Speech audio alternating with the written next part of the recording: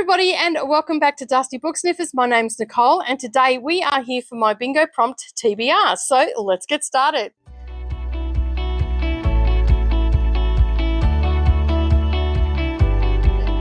Well, good morning or good evening, everybody, and welcome back to the channel. Thank you for taking some time out of your day while I talk about the books that I'm going to read in the next couple of months. All right, so my bingo TBR is a bingo prompt challenge that I run over in my Discord. You get a print off, so you can see it here. It has all the prompts on it. And so basically I give that to you before we start our next round. So our first round is actually starting on the 15th of January, 2023. I don't really need to say 2023 because we're in January, but anyway, it's starting in January on the 15th, and this round runs from the 15th of January to the 2nd of April.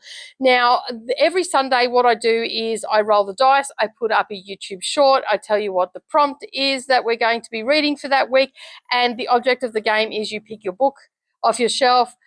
You already have this, so if you go and print this off, you've already got it, so you can actually get your TBR organized. You just go and grab the book that you picked for that particular prompt, and then you read that in a week, and then I roll again the next Sunday, so forth and so on.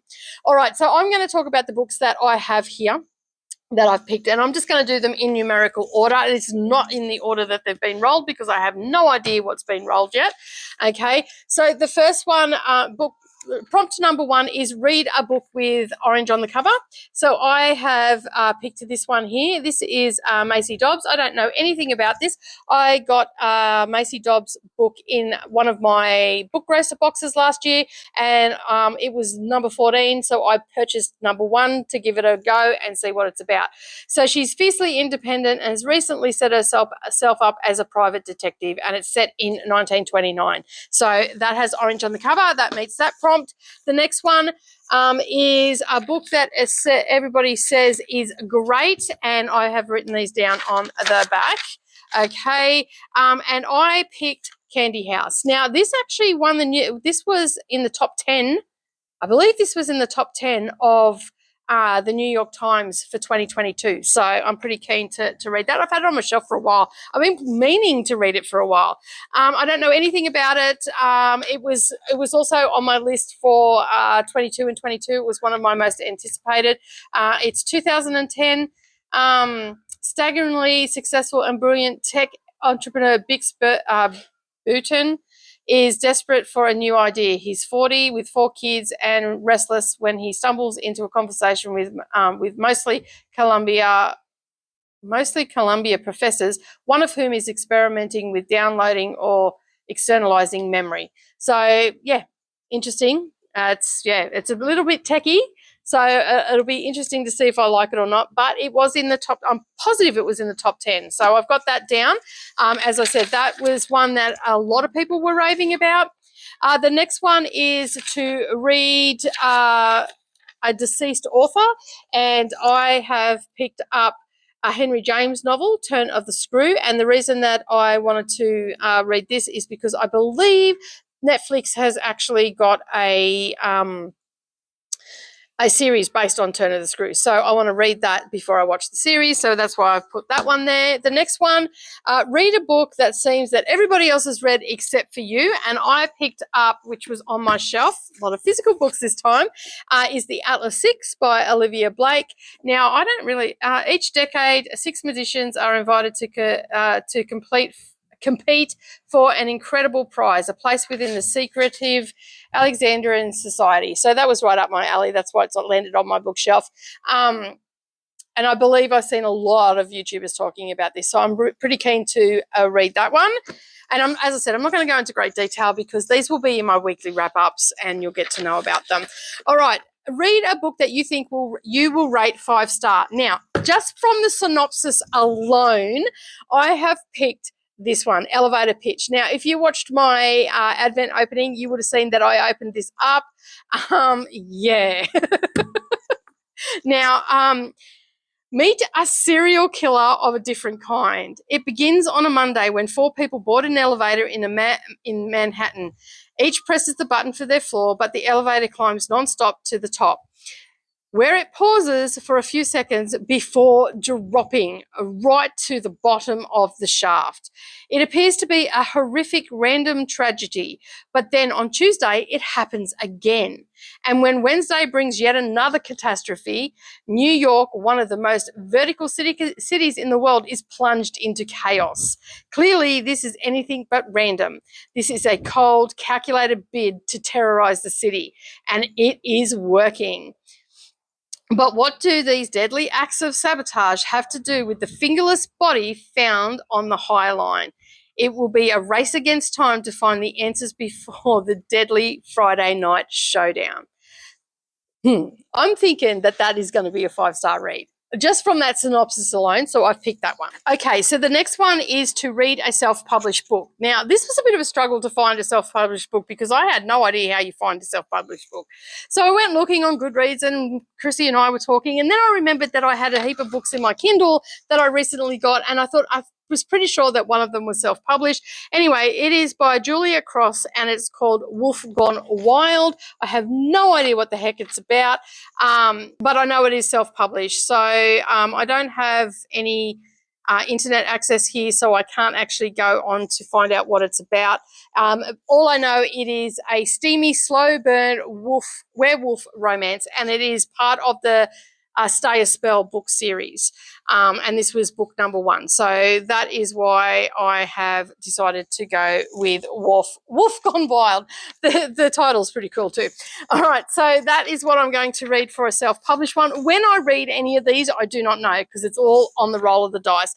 The next one is number 7 is read a book with yellow on the cover. So I have pulled this one. This was another Advent one that I got as well, and it's called Girl A, and Paula Hawkins put on it. She loved it. I like Paula Hawkins. Lex Gracie doesn't know what to think about her family. She doesn't want to think about growing up in a parent's house of horrors, and she doesn't want to think about her identity as Girl A girl who escaped. When her mother dies in prison and leaves Lex and her siblings the family home, she can't run from her past any longer. Together with her sister Evie, Lex intends to turn the house of horrors into a force of good, but first she must come to terms with her 6 siblings and the childhood that they shared. So it sounds like a bit of a family drama one. So I'm pretty keen to read that. And it's got yellow. It definitely fits the prompt. Okay, so the next book is our most recently purchased book, and that is The Atlas Paradox. Now, I don't want to sort of read the back of this because I don't want it to give away the, I just got it because I had the Atlas 6. So this is part 2 to that, and apparently that's a trilogy. It's going to be a trilogy. So I got that, and I'm going to read it. So I'm going to read it in the next few months. Okay, so the next book that we're going to, I've got on the list is read a book that was released in 2018, and I have chosen off my shelf Before Her Eyes. She can't see the killer, but the killer can see her, and it's by Jack Jordan. Incredibly pacey, and hard to put down. Basically, it is following the story of Naomi Hannah. She's been blind since birth, struggling with living in a small claustrophobic town. Naomi contemplates ending her life.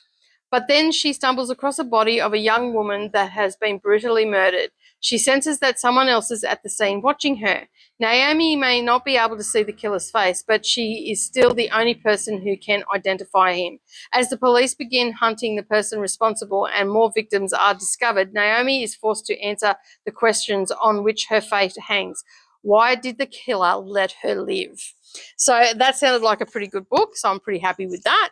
All right, the next one is to read a book before you were born. Now, this is a little bit of a spoiler because I have already rolled week 1 and I know what it is. And so for all those that are playing at home, this is the first week. Read a book before you were born. And so I'm going to be reading and coinciding this with the read along that I've got happening with Maria from Read Fine Books, and I'm going to continue reading that. So that's going to fit that prompt. I didn't want to add another classic in because I've already got enough going. The next one and I don't know when I'm going to be reading this one, but the next one is read a horror book. Now, I don't have any horror books on my shelf that I could find, but I do have a lot of psychological thrillers that have some gruesome undertones and stuff like that, so they could possibly be classed as light horror, I guess. So I have stretched, and as I've said in the past, you can stretch your prompts to fit the books that you have on your shelf, because the object of the game is to read what you have on your shelf or in your Kindle or in your audio. So this one I got in the Advent just at Christmas just gone, and this is called Mirrorland. It's by Carol Johnston, and Stephen King has actually put a blurb on the front. It is dark, devious, beautifully written, plotted with watchmaker's precision. So I thought, you know what, that looks a little bit horrorish on the back. It's gripping, it's tightly plotted, and yeah, and I thought, you know what, I'm going to read this one for the horror. Technically, probably not a horror, but it does have some dark themes in it. So, what's it about? Number 36, Wessex Road. Imposing a flat stone house on the outskirts of Edinburgh, a place of curving shadows and crumbling grandeur. But it's what lies underneath the house that is extraordinary. Mirrorland, a vivid make-believe world that twin sisters Kat and Elle created as children. A place to escape, but from what? Now in their 30s, Kat has turned her back on her past, but when she receives news that Elle has disappeared, she is forced to return to Wessex Road to re-enter a forgotten world of lies, betrayal, and danger. But Elle had a plan. She had left behind a treasure hunt that will unearth long-buried secrets, and to discover the truth, Kat must first confront the reality of her childhood, a childhood that wasn't nearly as idyllic as she remembers. And then Greer Hendricks writes, a love child of Gillian Flynn and Stephen King. So Stephen King's known for horror. Gillian Flynn's known for thriller. So I'm guessing I'm going to go with this one for horror. It's a stretch. I know it's a stretch, but I'm going to go with that one. And the last prompt that we have is read a secondhand book. And if you remember, I had done a big secondhand buying of books back last March when I went to the book fest here in Kingaroy, which is on again this March, and I think I've got about 7 or 8 books to read from that huge pile that I got. I think I got like 25, 26 books from that pile, and a few of them I'm planning to read in the next couple of months. So there's a couple that I am still umming and ahhing about whether I will. I may end up just taking them and just going and sitting them back down on the table, and they can resell them. Because with my further research, they weren't really what I was thinking, but then again, who knows? Anyway, so to read a secondhand book, I have picked up this one by Alice Hoffman.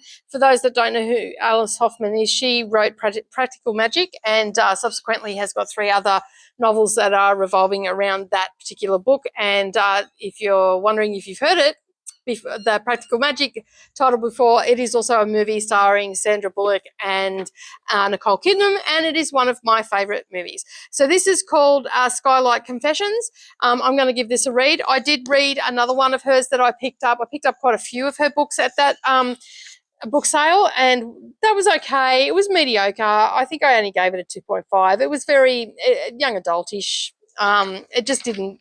I read it from cover to cover, but it just wasn't my jam. But I'm going to give her another go. I do like Practical Magic, and I do like the books that are revolved around Practical Magic as well, so I'm going to give this a go. And I don't really know what this one's about. I just seen it and I grabbed it.